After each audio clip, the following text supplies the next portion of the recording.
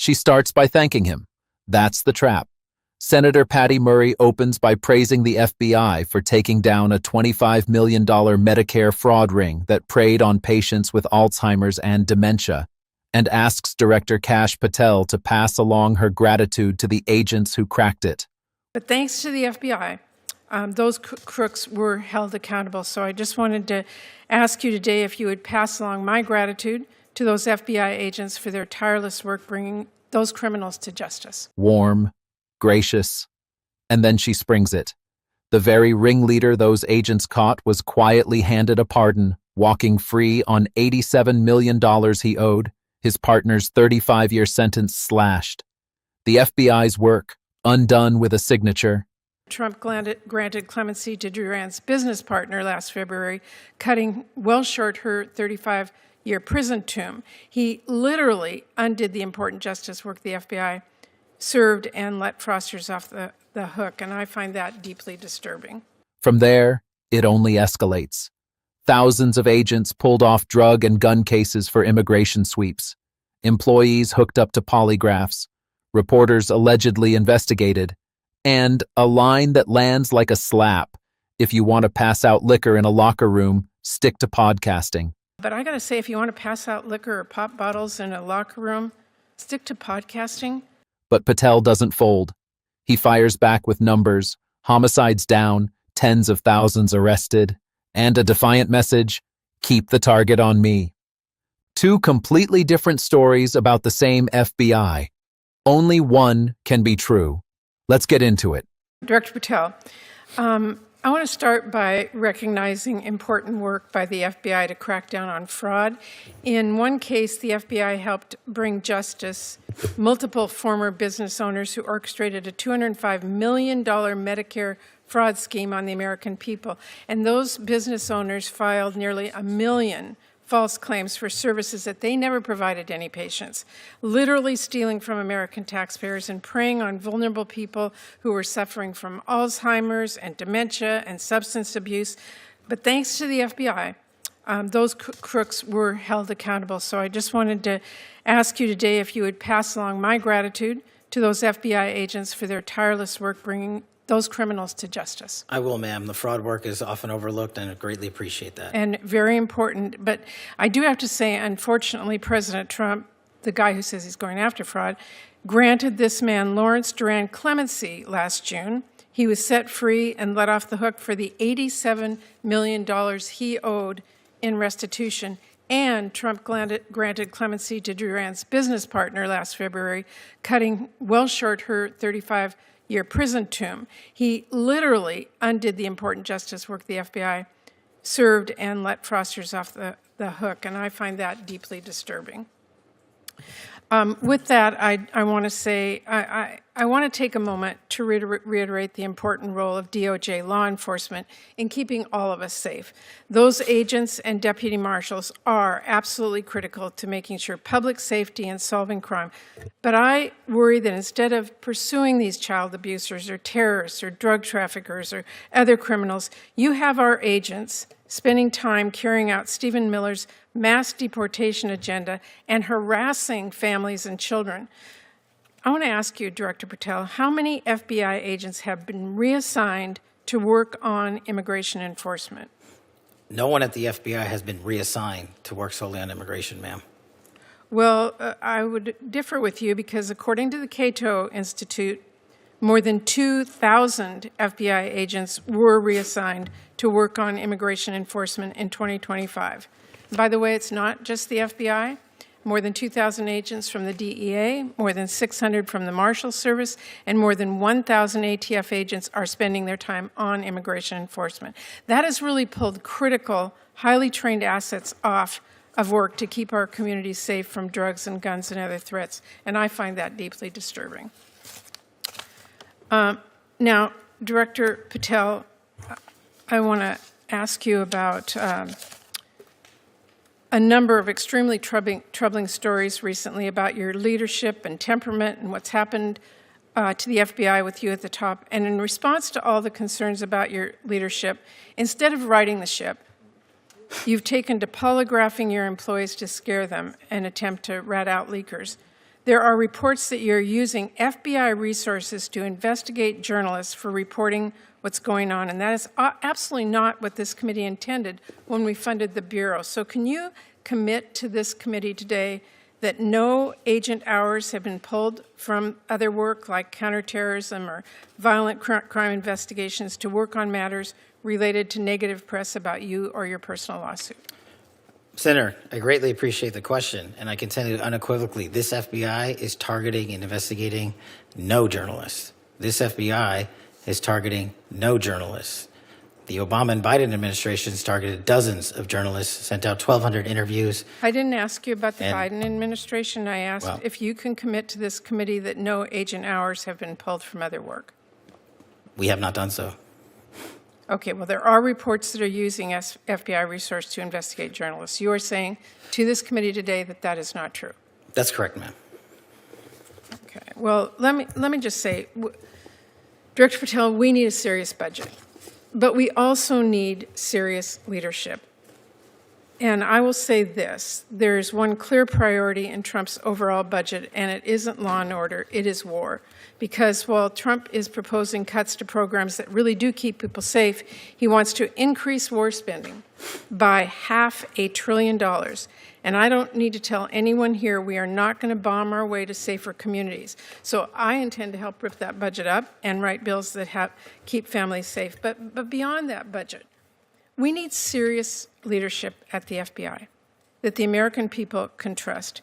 And I am deeply concerned about the reports that your leadership has not been serious. We need somebody at this agency who's focused on solving criminal cases, not passing out branded bourbon or jetting around the globe. Your job is to be reachable. And I know Senator Van Hollen asked you about this, but I got to say, if you want to pass out liquor or pop bottles in a locker room, stick to podcasting. Leave law and order to people who really do care about justice and appearances. That is really critical, and it's what I am really deeply concerned about, and so are many people. Thank you, Mr. Chairman. Can I respond? This is what real leadership looks like at the FBI. Every one of you was given it. This is what's happened under my tenure at the FBI and the Trump administration. 20-point drop in the homicide rate, 45,000 violent offenders arrested last year, twice as many as 2024, 2,450 criminal gangs disrupted, that's a 322% increase from 2024, 6,900 child victims have been located since I've been in the seat, that's a 144% increase, 2,900 child predators and human traffickers arrested, that's a 70% increase, and we've arrested 8 of the top 10 most wanted fugitives in the world in 14 months, that's twice as many in the 4 years combined. That is what the men and women of the FBI are doing, well-resourced. Everyone should take a look at this. If people want to continue the baseless, fraudulent, false personal attacks at me, that's great. Keep the target on me, as I've always said, but the mission has never been better. Mr. Chairman, if I could just respond to Senator Murray. I appreciate the work of our FBI agents, but leadership, serious leadership, is a concern. And we are seeing the pictures of passing out branded bourbon and what happened at the Olympics, and jetting around the globe and all of the rest of it. And that, I will say again, Mr. Chairman, is of deep concern to me. Thank you, Mr. Chairman. Thank you. The architecture of this exchange is what makes it so effective, because Murray builds a trap out of a compliment and lets Patel walk straight into the frame she wants. She opens with genuine, specific praise for the FBI, detailing a $25 million Medicare fraud scheme in which crooks filed nearly 1 million false claims while preying on patients suffering from Alzheimer's, dementia, and addiction, and she asks Patel to thank the agents who cracked it. It sounds like a gracious bipartisan moment, and Patel accepts it as one. Then she springs the real point that President Trump, the man who brands himself as the enemy of fraud, pardoned the very ringleader those agents convicted, a man named Lawrence Duran, wiping out $87 million in restitution and cut short his partner's 35-year sentence. In a single move, Murray transforms her praise into an indictment, arguing that the president personally undid the FBI's own work. It is a devastating rhetorical structure, because by the time the accusation lands, she has already established that she respects the agents, which means her attack can't be dismissed as anti-FBI, it can only be answered as anti-Trump, and Patel cannot go there. From there, she pivots to resources, and this is where the hearing becomes a fight over numbers and definitions. Murray's worry is that agents trained to chase terrorists, child abusers, and drug traffickers are instead being pulled into what she calls Stephen Miller's mass deportation agenda, and she asks point-blank how many FBI agents have been reassigned to immigration. Patel's answer is a careful one, that no one has been reassigned to work solely on immigration, and the word solely is doing enormous work because it lets him deny a total reassignment while leaving room for partial ones. Murray immediately attacks the gap, citing the Cato Institute's figure of more than 2,000 FBI agents reassigned to immigration in 2025, plus thousands more across the DEA, the Marshals Service, and the ATF. Whether or not the audience can verify those numbers in real time, the move is strategically sharp because she has caught the precise hedge in his wording and answered it with a specific external source, leaving the impression that his denial was technically true but practically misleading.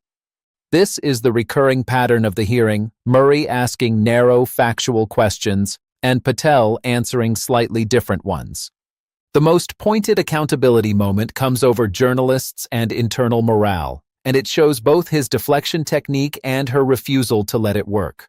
Murray raises reports that Patel has responded to criticism of his leadership not by fixing problems, but by polygraphing employees to hunt for leakers and using bureau resources to investigate reporters. And she asks whether he can commit that no agent hours have been pulled from counterterrorism or violent crime to deal with negative press about him or his personal lawsuit. Patel's reply pivots immediately to the past, insisting the FBI is targeting no journalists while accusing the Obama and Biden administrations of going after dozens. Murray cuts him off with the cleanest line of the hearing, that she did not ask about the Biden administration, and repeats her actual question, forcing him onto the record with a flat "we have not done so," and then pinning him a second time to state plainly that the reports about investigating journalists are untrue. It is a small masterclass in not accepting whataboutism as an answer, and it ends with Patel committed to denials he will be held to later. The finale is where the two competing realities collide head-on, and it is worth watching precisely because neither side is speaking to the other. Murray widens her lens to the budget, framing Trump's spending plan as prioritizing war over public safety, citing a proposed $500 billion increase in war spending and arguing the country cannot bomb its way to safer communities before delivering her sharpest jab, that a serious FBI director should be solving cases rather than handing out branded bourbon and jetting around the globe, capped with the line that if he wants to pass out liquor in a locker room, he should stick to podcasting. Patel, clearly stung, asks to respond and unloads a wall of statistics, a 20-point drop in homicides, 45,000 violent offenders arrested, 2,450 gangs disrupted, 6,900 child victims located, 2,900 predators arrested, and 8 of the world's top 10 fugitives captured in 14 months, framing every personal attack as baseless and declaring the mission has never been better. The two never actually engage because Murray is prosecuting a case about leadership, temperament, and political interference, while Patel is answering with raw output metrics, and a viewer is left to decide whether a results-driven record excuses the conduct she describes or whether the conduct undermines the trust those results are supposed to build. It is a genuine clash of frames, and worth noting that both the senator's allegations and the director's statistics are contested claims that each side is presenting in the most favorable light.